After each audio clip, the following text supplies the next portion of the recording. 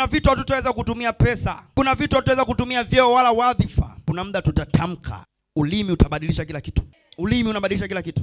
Maisha yanabadilika. Haiwezekani kila siku kiwango kile kile, kila siku kiwango kile kile, babu mzaa babu mzaa babu, maisha yale yale. Haiwezekani. Kija kuona kuna tofauti na kitu kinakuumiza, ujue unahusika kubadilisha.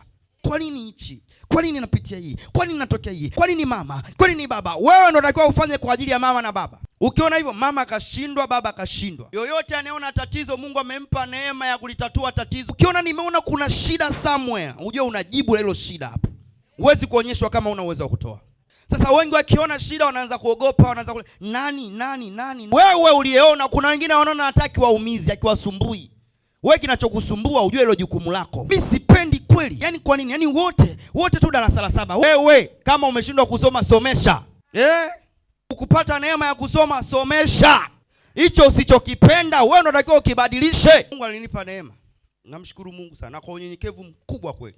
Kwa hiyo nikasema haiwezekani mtu aishie tu bachelor ndo kasoma, degree ndo kasoma. Mungu amenipa neema, naweza kuendelea mimi. Sio mpaka aje mwanangu, hata mimi naweza nikavunja. Nimsubirie mwanangu wa nini sasa? Kiko ndani ya uwezo wangu.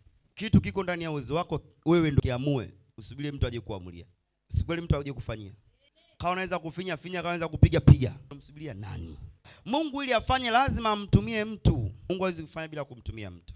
Wewe ndio utaweza kubadilisha. Wewe ndio utaweza kufanya. Kama kwenye ukoo wenu mtu mjini ambaye alifanikiwa sana kakaa chumba na sebure, hakuwahi kujenga. Wewe ndio unatakiwa ujenge. Hauwezi kuja mjini alafu kaondoka una kitu chochote. Kama umekuja mjini kutafuta kitu, ukirudi nyumbani una kitu cha kurudi nacho. Hautarudi mikono mitupu.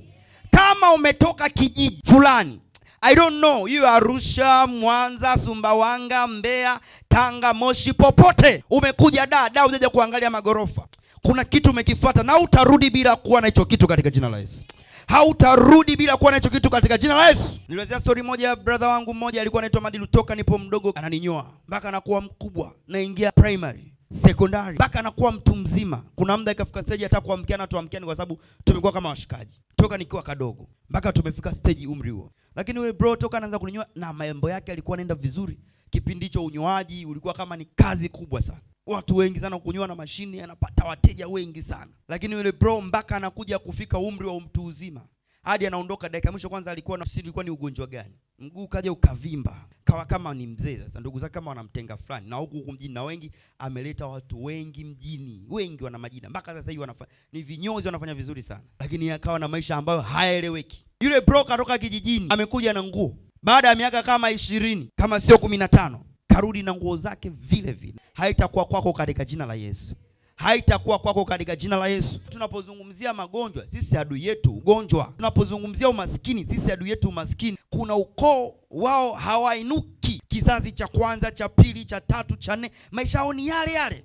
So anatakiwa asimame mtu mmoja, achukulie watu wawili. Mtu huyu mmoja ambaye wewe unaisikia ujumbe huu, ndo wewe na kuzungumzia. Wewe ndo wa kusimama kuibeba familia ya Mzee Ndege mabegani, familia ya Kisengeni mabegani. Usisi kuna mwingine zaidi yako wewe. Na ndio maana kuna mtu anapitia mambo magumu kwa sababu una mzigo mkubwa wa kuubeba. Una mzigo mkubwa wa kuubeba, unajiuliza kwa nini peke yangu mimi ndo nipo mjini, wengine hapo hawajafika mjini. Kwa nini mimi? Kwa nini mimi? Ndio unaonekana kidogo kama anaeleweka, wengine wanaonekana kama haeleweki. Kwa nini naangaliwa mimi tu? Na mtu hapa kuzaliwa peke yake, ana kaka, ana dada. Peke yake. Huyu mmoja. Lakini ukuzaliwa bahati mbaya mmoja. Wewe unatakiwa ubadilishe kile kitu. Mimi mama yangu amezaliwa peke yake, ana kaka, ana dada. Mama yangu kazaliwa huyu, ana kaka, ana dada. Kuna vitu lazima vibadilike. Mungu hawezi kushuka kuja kufanya. Mungu atatuma watu waje kufanya kwa ajili yake. Na huyo mtu unayemzungumzia ni wewe, usijidharau. Wewe unaweza kubadilisha jina la ukoo wenu kutoka masikini kuwa tajiri. Wewe hapo nisikiliza. Unaweza kubadilisha jina la ukoo wenu kutoka magonjwa kuja watu wazima wenye afya. Unaweza. You are a judge. Wewe ni mwamuzi. Utaamua kuanzia leo hakuna mtu atakayezaa nyumbani. Hey!